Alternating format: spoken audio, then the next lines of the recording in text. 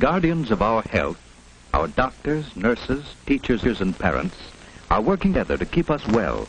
All of them must know and agree on the health practices we need at home, in the neighborhood, and at school. This is Joan, getting ready for school. Joan learned at school that it's important to choose the right clothes on a cold day.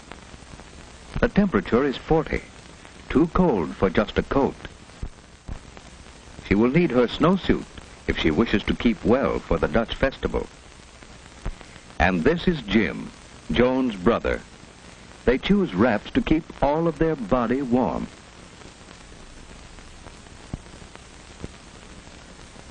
Mother is good to see Jim looking so well this morning.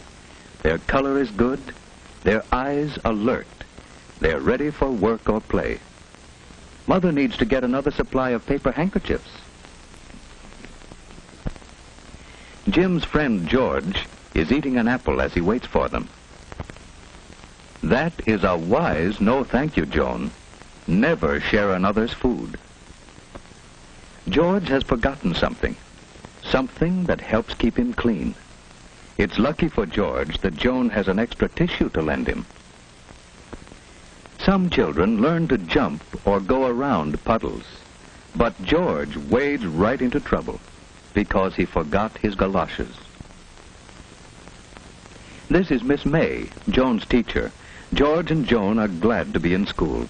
The children are getting ready for their Dutch festival. Tom has brought the thermometer in so that the children can guess what the weatherman doll should wear today. A raincoat and umbrella? Oh, no. A snowsuit and galoshes to keep him warm and dry. It was hard to guess today, but Tom is a good guesser. Or did Mother tell him what to wear? George, you forgot something more important than your handkerchief. You forgot to cover your sneeze, and cold germs travel on your sneeze or cough, you know.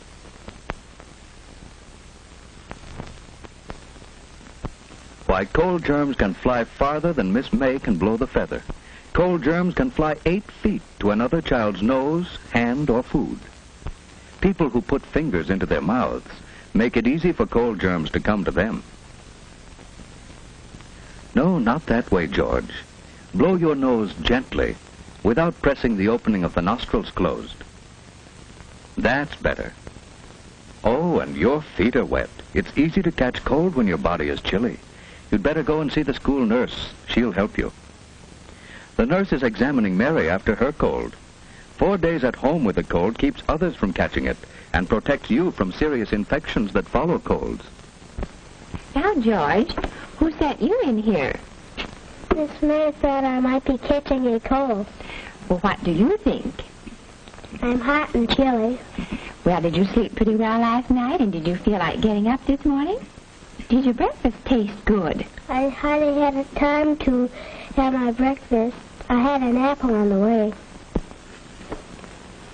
Now blow your nose, George.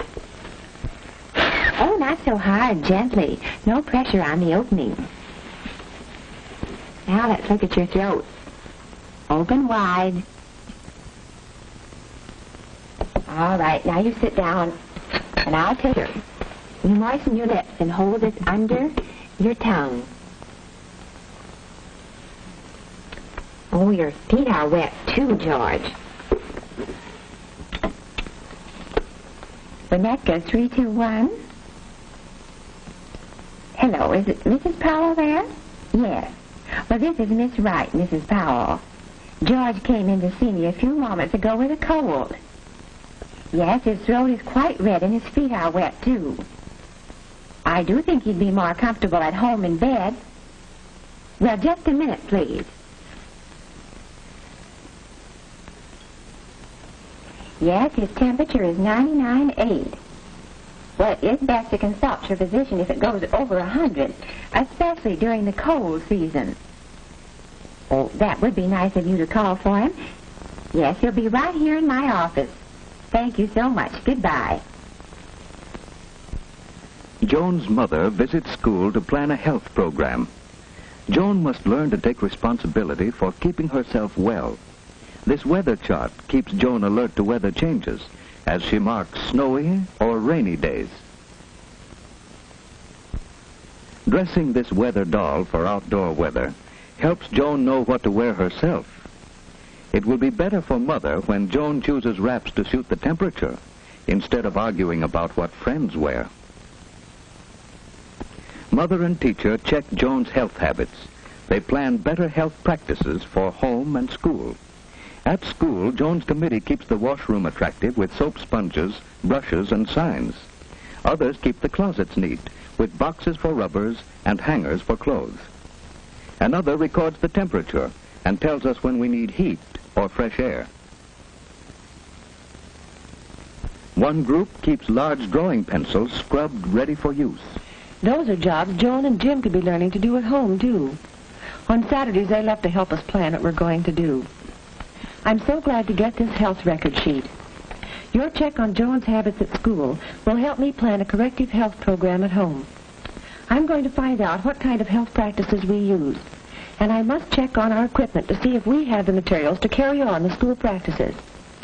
Thank you for some grand ideas, Miss May. I'm going to visit school again some afternoon when I call for Joan. May I? Do come often. It is good for teachers and children to have parents visit school. Next morning, Joan's mother is inspecting the health materials in her home. Each one in the family needs a separate towel and washcloth. Mother has one for Jim and another for Joan, each with his own name. Joan's father made a box for her to stand on. It's no fun washing if you have to stretch or can't see into the basin. And here are new cups. Each can have his own cup now. It prevents catching another's cold. Why, Jim, why are you so cross? Father has taught Joan to spit into the toilet, for spitting spreads disease. Here are the spoons for your cod liver oil, Joan. It's extra sunshine for us in winter and spring. You know, strong bodies can't always keep us from catching cold, but they help us resist a serious illness that may follow colds. Keep away from persons with colds, and keep your hands clean while you're eating.